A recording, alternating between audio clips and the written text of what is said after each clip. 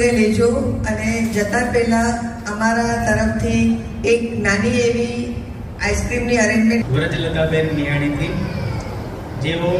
જેમનો દાખલો છે ને, જેમનાથી તો હું પ્રેરણા લઉં છું, જે એટલું બધું સંઘર્ષમાં એમનું જીવન છે. વ્રજલતાબેન, એમના બંને પગે પોલિયો છે, ચાલી શકતા નથી. એમના જે હસબન્ડ છે એમને પણ પોલિયો છે, એ પણ ચાલી શકતા નથી. પણ આ બંને આ જે દંપતી છે એ લોકો જીવનમાં સંઘર્ષ કરીને પોતાના પગે ઊભા છે. આ જે પેલું પગે ઊભા છે ને, આવા લોકો કહેવાય. અને અમે તમને એવોર્ડ આપવા આવીશું, તમારે સ્ટેજ પર નથી આવવાનું.